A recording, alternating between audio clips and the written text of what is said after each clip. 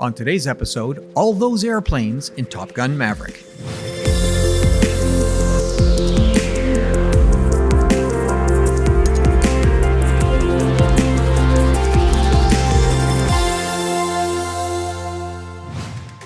Today's episode is brought to you by Engineering.com, a globally trusted source for engineering content. Check out this and many other exclusive videos for the engineering professional found only on Engineering.com TV today.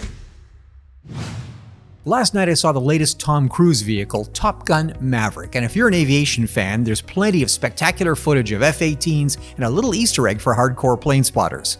The film is the sequel to the 1986 original, with Tom Cruise playing an older but otherwise substantially the same fighter pilot from the US Navy's Top Gun fighter training program. The key plot element, and spoiler alert, is the need for Cruise to train a new generation of aggressive young naval aviators to undertake a very dangerous mission to bomb an enemy nuclear installation. Now, the enemy is never mentioned, but Cruise and his wingmen later steal an F-14A after their aircraft are shot down in combat. Now, as aviation buffs know, the only nation in the world that still operates F-14s today is Iran. But for the movie, the mythical enemy also has very dangerous fifth-generation fighters. Now, while the movie doesn't get into the details of what makes a jet fighter fifth generation, which is the combination of stealth and advanced avionics, it does imply that fourth-generation jets like the F-18 are unlikely to survive a confrontation with this modern technology. The fifth-generation opposing aircraft aren't real, but they look very much like the Russian Sukhoi Su-57, following a long Hollywood tradition of portraying America's enemies as operators of Russian equipment.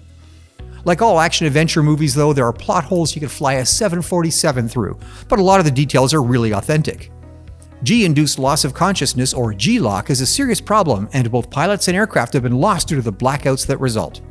G-suits were designed in the 1950s to help alleviate this by using a system of inflatable tubes that trap blood in the torso during violent maneuvers. And a Dassault Rafale engineer told me 10 years ago that they use a system that monitors the pilot's consciousness and restores the airplane to straight and level flight if he or she passes out. The movie also describes extremely low-level flying as the solution for radar avoidance in non-stealth aircraft, which is true and was a standard tactic as far back as World War II. Now, operating high-performance fighter aircraft low and fast is extremely dangerous, and in the aerial sequences, condensation behind the upper wing surface shockwaves are clearly visible, so the pilots were indeed approaching the kind of speeds where compressibility is a factor. And by the way, at sea level, the speed of sound is about 740 miles an hour, depending on factors like temperature and barometric pressure, so it's plenty fast. Now, during the F-14 takeoff and dogfighting scenes, Maverick is seen extending and retracting the F-14's swing wings to shorten takeoff roll and improve maneuverability. This is especially interesting as swing-wing fighter technology has been abandoned in aircraft design, and today it's seen only in large bombers like the B-1.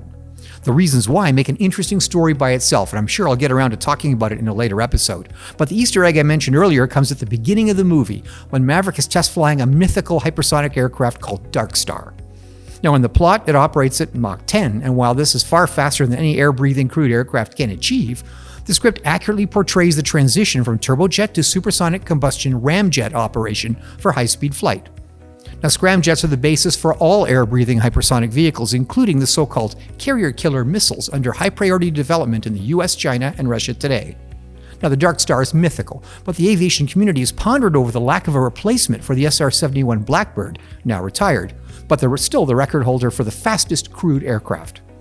Now, speculation about the existence of a secret replacement tested at places like Area 51 in Nevada has existed for decades, and as the movie aircraft taxis past the screen, Lockheed Martin's Skunk Works logo was clearly visible. The Skunk Works is the secret development operation pioneered by Lockheed in World War II to develop the then-new XP-80 turbojet fighter plane. Legendary reconnaissance aircraft such as the U-2 and SR-71 were developed there, as was the first stealth aircraft, the F-117. Now, we haven't heard much from the Skunk Works lately, which itself arouses suspicion in the aviation community. So is Top Gun Maverick a movie you may want to see? Well, the plot is implausible, the script is ludicrous, but this movie is clearly produced by people that understand airplanes, and it was done with very little CGI trickery. A final scene shows Tom Cruise flying a beautiful P-51, and it's pretty clearly him at the controls. If you pilot airplanes, engineer them, or just like watching them in action, it's a good time movie. Well, that's it for today's episode of End of the Line, brought to you by Engineering.com. If you like this show, be sure to subscribe to our channel and click on the notification bell for our next episode. For our deeper engineering video series for the manufacturing professional, visit Engineering.com TV to watch exclusive shows like Manufacturing the Future, not found here on our YouTube channel. The link is in the description below. Thanks for watching.